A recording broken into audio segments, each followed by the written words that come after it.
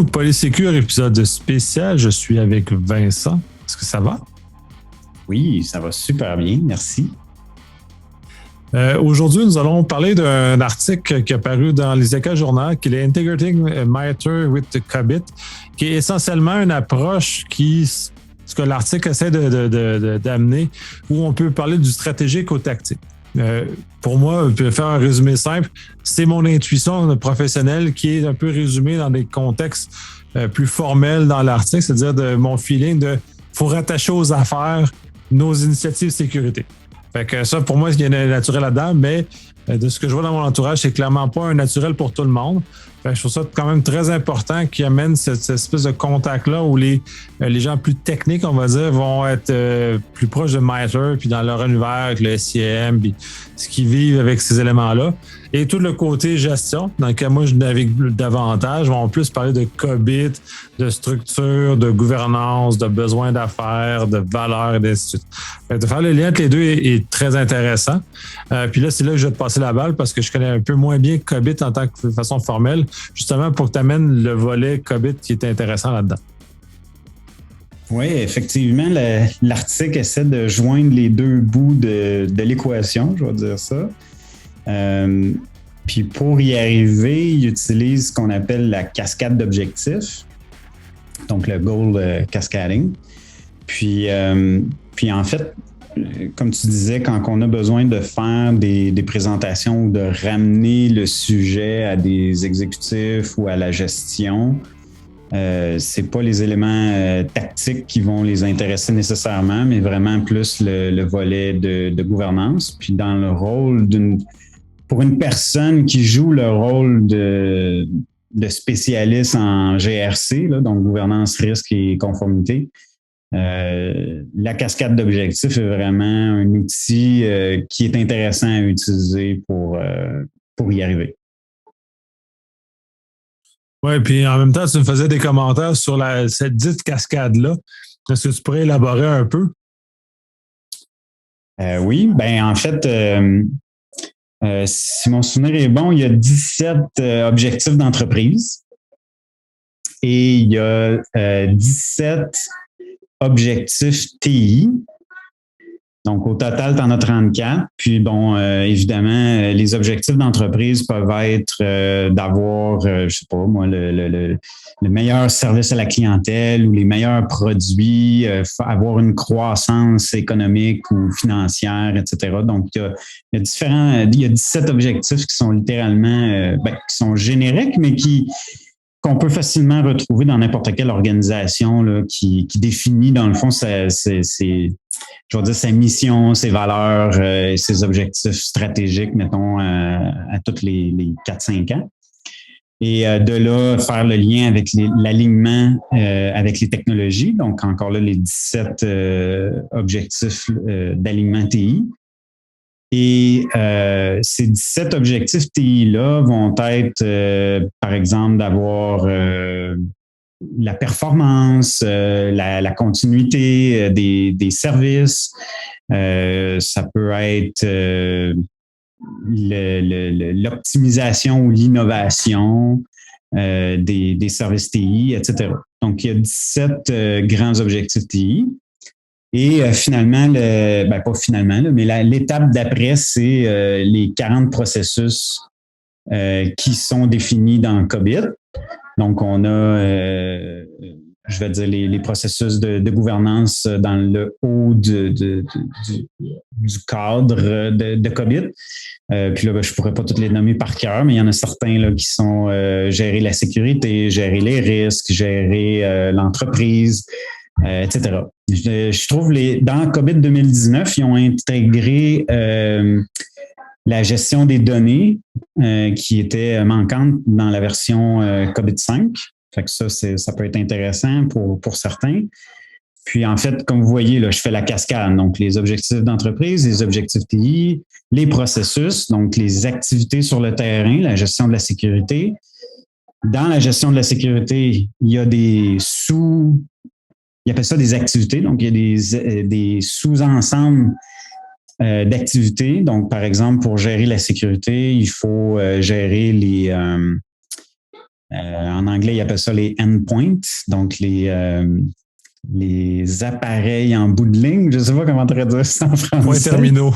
Les points terminaux, les ordinateurs, les mobiles, etc. Puis ensuite, tu as la gestion des identités. Donc, tout ça fait partie de l'activité de gérer la sécurité.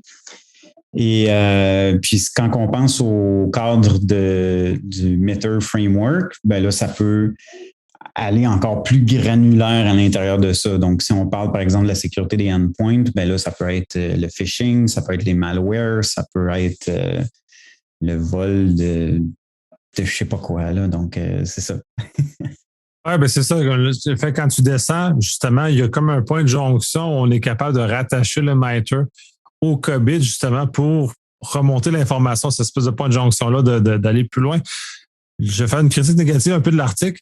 Malheureusement, il ne nous amène pas à ce plein potentiel-là, parce qu'il y a effectivement un potentiel très intéressant, une espèce de vide communicationnel qu'il y a entre les deux.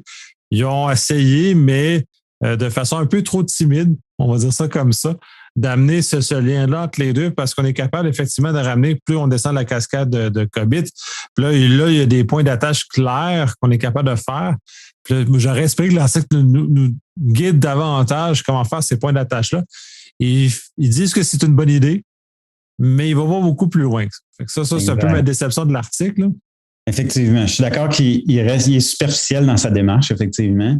Puis j'ai eu la même réaction. Puis c'est pour ça qu'aujourd'hui, je vous dirais les deux outils qui peuvent permettre peut-être à ton audience, je vais dire ça comme ça, de poursuivre cette démarche-là ou de la concrétiser, ce serait d'utiliser le toolkit de COBIT 2019. Donc, il y a un fichier Excel qui contient les objectifs de COBIT, donc les processus COBIT, avec les activités. Comme j'expliquais, là, mettons, gérer la sécurité, après ça, gérer les identités des accès, etc. Donc, ça, c'est dans le fichier Excel. Puis, il y a un livre qui est disponible en format PDF qui, lui, s'appelle, c'est COBIT 2019, c'est le framework. Et puis, le titre, c'est Governance and Management Objectives. Puis, en fait, dans ce document-là, ce qui est intéressant, c'est se retrouve plus à la fin, du moins de ma perspective, dans les sections vers la fin du document. Là, tu as tous les processus COBIT avec leurs sous-activités, les liens avec les objectifs d'entreprise, les liens avec les objectifs de TI, les différents métriques pour chacun des objectifs que tu pourrais rechercher, les références à d'autres frameworks auxquels on peut se rattacher pour aller encore plus dans le détail. Donc, c'est un document qui est très volumineux. Ça fait pratiquement, je pense, 300 pages. Donc, les sections qui vont beaucoup plus dans le détail là, sont dans je pense que c'est le chapitre 4, si je ne me trompe pas, qui détaille vraiment chacun des processus, comme je viens de vous le démontrer, là, comme je viens de le détailler, qui selon moi, permettrait d'aller plus loin que ce que l'article démontre. Là. Effectivement, le survol dans l'article laisse un peu sur notre appétit. Oui, ben c'est ça, c'est parce que ça demande une bonne maîtrise de COBIT pour arriver quelque part. Puis la section dont tu parles, moi, je l'adore parce que je considère que c'est comme des fiches. Fait que c'est des fiches pour chacune des morceaux. Fait que là, on est capable de voir les intrants, les extrants, les responsables, le RACI, puis ainsi de suite. Fait qu'on a quand même une vision qui est quand même très complète de chacun des objectifs de contrôle. Si on prend peut-être plus l'ancienne terminologie de COBIT, on est capable de descendre. Puis dans l'article spécifique dans lequel on adresse, c'est le DSS 05 qui, dans le fond, gérer la sécurité, essentiellement dans lequel il rattache ces différents éléments. Puis c'est là, justement, qu'on est capable de rattacher les besoins d'affaires, les besoins de TI, puis d'aller ramener le MITRE qui est là. Là, encore là, je vais remettre un coup sur le clou. L'article ne nous amène pas un contexte, nous indique pas comment faire. Fait que nous laisse, il ouvre le chemin, mais il dit, arrangez-vous. Fait que là, c'est à nous en plus de réussir à prendre COBIT. Puis là, il faut avoir une bonne connaissance de COBIT. Il faut avoir une bonne connaissance de MITRE. Puis de réussir à joindre les deux pour ajouter de la valeur. Mais il y a de la valeur à obtenir. Puis ça, c'est le point que l'article a réussi à ouvrir ouvrir l'idée. Là. Oui, effectivement. C'est ça, ça laisse sur notre appétit, comme je disais. L'autre point que tu as soulevé que je trouve intéressant, puis c'est pas nécessairement en lien avec l'article nécessairement, mais tu as raison que depuis COVID 2019, il ne parle plus d'objectifs de contrôle, il parle d'activité. Et une chose que moi, je trouve intéressante dans c'est très subtil comme changement. Puis souvent, les gens parlent, c'est quoi le contrôle qu'on peut mettre en place pour telle chose. Puis en réalité, je trouve avec les années, le mot contrôle est devenu utilisé à toutes les sauces. Puis là, les gens ont peur quand tu parles de pas un autre contrôle, tu sais, c'est un peu péjoratif quand on parle d'un contrôle. Puis en fait, ce petit changement subtil-là dans COVID, je trouvais ça très intéressant quand je l'ai vu parce que effectivement, un contrôle à la fin de la journée, c'est une activité dans un processus qu'on exécute à tous les jours. Et puis tous les processus, puis tu sais, juste le mot processus, ça a l'air savant, là, mais en réalité, au quotidien, quand on travaille, chaque action qu'on porte, ben c'est un contrôle, en fait. Tu sais, ça n'a pas d'importance que ce soit un contrôle informatique, un contrôle humain, manuel, automatique, peu importe. Si on le fait, c'est parce qu'il y a une raison en arrière. Puis, c'est pas juste parce que notre boss nous l'a demandé, là. Non, c'est pas comme ça que je le vois, là. Mais c'est pour ça que je trouve que c'était intéressant d'avoir ce changement je vais dire, de nomenclature dans COVID. Parce qu'effectivement, quand on regarde COVID, c'est vraiment des activités au quotidien, installer tes patchs, c'est une activité de ta gestion des TI, c'est que tu le fasses, que tu le fasses pas, c'est là que tu vas avoir de la sécurité, puis ou plus ou moins, puis que tu vas pouvoir gérer tes risques, etc., etc. Fait que je trouvais que c'était un changement qui était intéressant.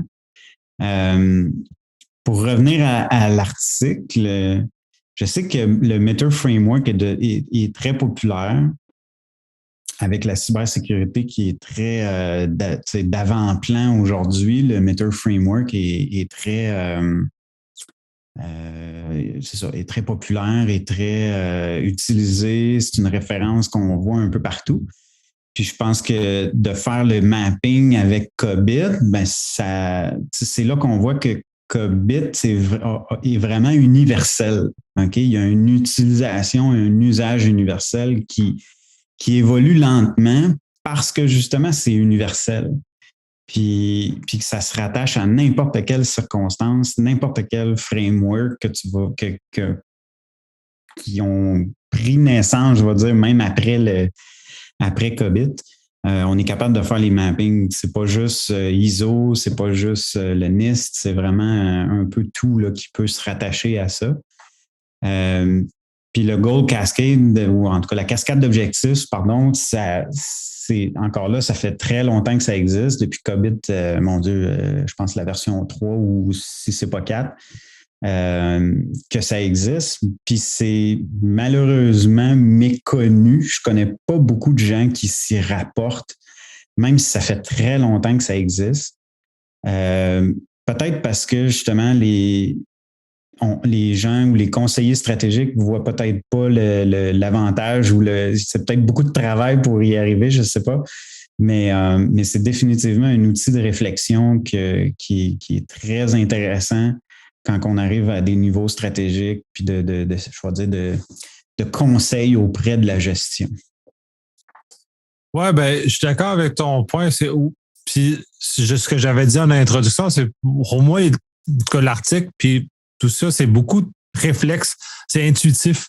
Fait que je me pose pas ces questions-là. Puis ce que je trouvais justement intéressant de l'article, c'est que là, lui, a amené une forme de structure, donc a amené COBIT comme un élément structurant pour amener cette réflexion-là, parce que mon intuition ne se répète pas. Fait qu'en termes de niveau de maturité, mon intuition ne sert à rien, sauf à moi. Fait que ça, c'est bien pour moi, mais c'est pas bien pour l'entreprise, c'est pas bien pour mes clients, c'est pas bien pour les autres. Fait que justement, d'amener cette structure-là, mais en même temps, comme moi, c'est intuitif, ben, de passer de l'intuition à la structure ou l'élément structurant, c'est un effort.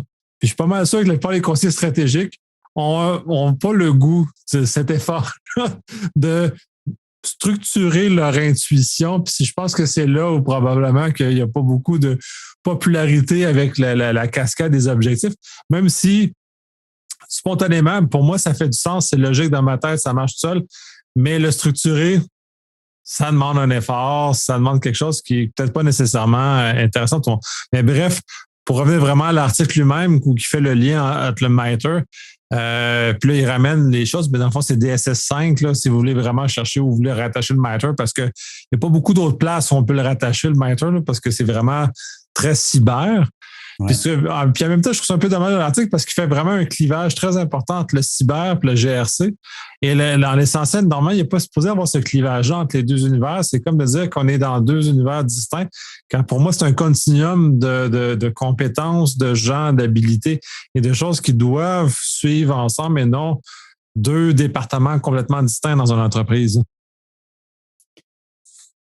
Oui, effectivement. Tu as raison que le MITRE va surtout se concentrer sur DSS 5. Mais en fait, c'est ça, c'est parce que c'est tellement technique. Mais à la fin de la journée, il faut quand même que tu rattaches ça à des risques potentiels de ton organisation, puis aux objectifs ou à j'allais dire la mission, mais souvent la mission est un petit peu trop large, là, mais les objectifs stratégiques de l'organisation. Fait que t'as raison, puis le lien avec le Gold Cascade, ou la cascade d'objectifs, pardon, j'ai tendance à utiliser l'anglicisme, mais effectivement, puis la documentation, en fait, d'ISACA est tellement, je vais dire, immense que on a peut-être que les gens ont de la difficulté à trouver les fameux 17 objectifs dont je parlais tantôt, autant pour les objectifs d'entreprise que les objectifs de TI. Mais il y a des tableaux qui existent. Puis là, je dis des tableaux, mais c'est des espèces ouais, c'est ça. C'est des matrices de ces éléments-là, là, qu'est-ce qui vient toucher à quoi, etc. Puis, je pense que le travail en arrière en tout cas, de tout conseiller stratégique, c'est de s'assurer qu'il va avoir, je vais dire, le big picture, puis la vue complète sur qu'est-ce qu'il veut ramener aux exécutifs puis aux gestionnaires. Puis souvent, dans l'approche, je vais dire, intuitive qu'on a tendance à prendre, c'est qu'on est influencé par les gens autour de nous, tu sais, nos boss, etc., qui vont nous dire « Ah, ben là, on ne peut pas faire ça à cause de telle chose. » Puis là, ça va être, je vais dire, les 1, 2, peut-être 3 arguments qu'on connaît puis qu'on sait que nos collègues autour de nous vont vouloir faire ressortir, mais qui ne sont pas nécessairement en lien avec les objectifs de l'entreprise. Fait qu'en faisant la démarche plus structurée, là, on est capable de rattacher peut-être des éléments à peut-être la mise en marché, peut-être à l'augmentation de la fidélité des clients, etc. T'sais, donc, le langage change juste parce qu'on a, je vais dire, focusé ou mis l'accent sur les objectifs de l'entreprise. Oui, c'est pas facile. C'est ça, il faut amener de la valeur, puis c'est ça, amener de la valeur à l'entreprise, puis c'est très difficile. Puis les gens en TI, on est, moi, le premier coupable de mettre de l'avant notre domaine au lieu de mettre le domaine de l'entreprise. C'est pour ça que le lien avec les affaires est toujours très important. Ton employeur, son point, c'est pas ton travail qui est important, c'est de faire sa mission qui est important. Puis si ton travail nuit à sa mission, ben tu vas avoir des embûches à mener ton travail parce que faut t'aligner avec ce qui va. Puis en TI, puis c'était la tristesse ou la mélancolie généralement portée par les professionnels, c'est qu'ils ne sont pas écoutés par, semblerait pas la haute gestion. Le problème, c'est juste parce qu'ils ne parlent pas dans des vocabulaires ou dans des éléments qui parlent à la gestion. Puis là, COBIT est un véhicule. J'en utilise un autre aussi, c'est le Cyber Defense Matrix que j'utilise, qui est un élément qui est basé sur le NIST Cyber Security Framework, puis qui rebrasse ça comme ça dans un contexte où on est capable de rendre ça un peu plus gestion comme vocabulaire. Je crois que le NIST Security Framework est déjà plus gestion que le MITRE, là, cela étant dit. Mais c'est toute une question d'utiliser des vocabulaires communs. Puis j'aime bien le MITRE parce que ça l'amène un vocabulaire commun. Puis finalement, qui structure le volet technique, ce qui était très manquant. Du côté gouvernance, on était déjà beaucoup plus habitué à un vocabulaire uniforme en gestion de risque.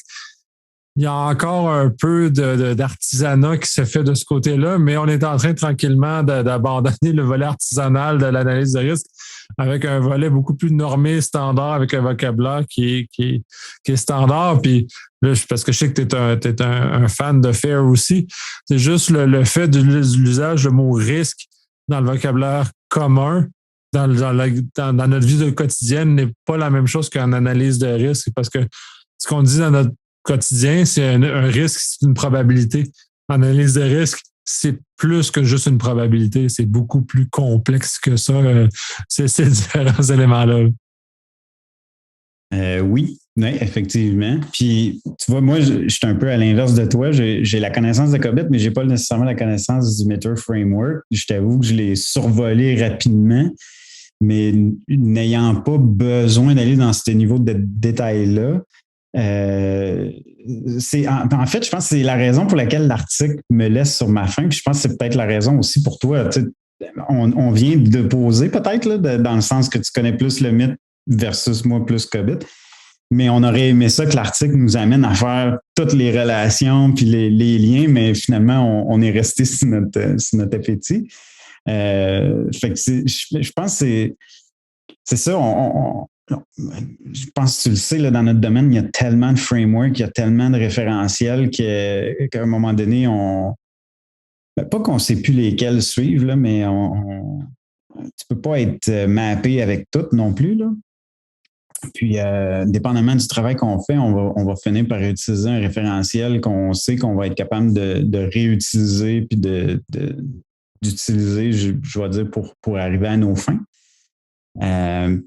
Fait que moi, dans mon contexte, COBIT, comme tu disais, le langage, etc., mais c'est pas nécessairement le langage, hein, parce que, tu sais, moi, je sais, je suis le premier à dire aux gens, va pas à tes exécutifs en leur disant que tu utilises COBIT ou que tu vas implanter COBIT. Là. C'est pas ça qu'ils veulent entendre. Là, tu sais. Donc, les termes, si tu es trop rapproché sur COBIT, des fois, ça va paraître. Puis là, les gens ils vont faire « Ah, OK, tu veux implanter COBIT. » L'objectif, c'est pas ça. L'objectif, c'est vraiment de régler une problématique, d'amener de la valeur, puis d'optimiser les TI, etc. Donc, le vocabulaire à utiliser est quand même doit être modifié parce qu'on veut pas justement.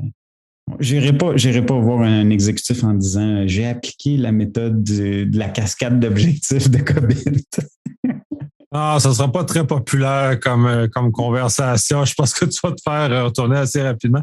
Mais effectivement, moi, je parle plus du volet, pas nécessairement parler aux exécutifs, mais quand on parle avec des gens dans le milieu, au moins d'avoir un vocabulaire uniforme, parce que on a déjà beaucoup de misère. Le MITRE l'a apporté, FAIR l'apporte au niveau de la gestion de risque, COBIT l'a amené au niveau de la gouvernance.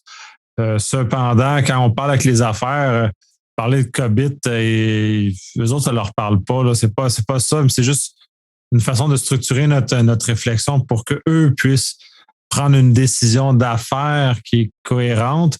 Puis c'est un des éléments aussi que j'avais beaucoup aimé dans le Cyber Defense Matrix, c'est qu'il ramène les contraintes d'affaires dans la réflexion de sécurité, ce qui est plutôt rare dans ce qu'on voit normalement dans le milieu. Puis là, ils mettent, OK, il est donné l'exemple dans le livre en question sur les high frequency trading, en tout cas ceux qui font du transaction d'action à haute vitesse. Là. Ouais. Fait qu'eux autres, de rajouter une latence de 1 seconde sur une transaction est un no-go parce que ça détruit le modèle d'affaires. Donc, tous tes contrôles de sécurité ne devront pas faire ça. Fait dénoncer les contraintes d'affaires dans un contexte comme celui-là, j'avais trouvé intéressant parce qu'il l'a structuré d'une certaine façon. On le voit dans COBIT aussi, mais de façon peut-être moins apparente. De les dire clairement, comme ça, les répertorier.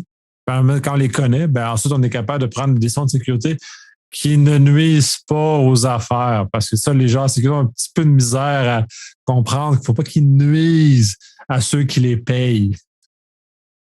Ouais, c'est ça, exact. Non, les TI sont là pour supporter la business, donc c'est ça. Je pense qu'on n'apprendra rien aux gens qui écoutent en disant ça. Mais effectivement, faire de la sécurité juste pour on répond à un besoin, hein, parce qu'on ne fait pas de la sécurité pour faire de la sécurité, on fait de la sécurité pour répondre à une inquiétude des affaires. Ça revient à ce point-là. Fait que j'installe pas un firewall parce que c'est plaisant, j'installe ça parce que ça vient répondre à une inquiétude des affaires à ce niveau-là. Fait qu'on se situe dans cette zone-là. Là, largement dévié de l'article. Je pense qu'on va conclure là-dessus parce qu'on est rendu complètement dans une autre chose. Outre le fait que l'article nous a un peu déçus parce que, comme tu l'as mentionné, ne faisait pas la jonction entre les deux univers, même s'il nous amenait dans cette direction-là, il n'a pas accompli mettons son titre. Là, on pourrait dire que c'est un clickbait. Ouais, on s'est fait de ce côté-là, mais au moins, pour moi, ça l'a amené la réflexion. J'ai commencé à peut-être davantage orienter ma réflexion dans cette direction-là, dans laquelle on est capable de rejoindre un framework plus technique avec un framework plus gouvernance, arriver avec proche de la valeur de l'organisation finalement. Bref. Exact. Puis peut-être en commentaire de fin, je regardais pendant qu'on parlait le livre de COVID 2019, le framework, dans le document d'introduction et méthodologie. Il y a une section qui parle seulement des objectifs d'entreprise et des objectifs TI. Donc, c'est dans ce document-là qu'ils peuvent retrouver les fameux objectifs là, que je parlais tantôt. Fait que si ça les intéresse d'aller voir ça, c'est disponible sur le site d'ISACA. Oui, puis je les mettrai en référence dans les show notes. Fait que sur ça, je te remercie beaucoup. C'est encore très plaisant de un peu philosopher sur ce genre de choses-là. Puis je te laisse le mot de la fin. Merci de l'invitation. C'est toujours un plaisir. À la prochaine.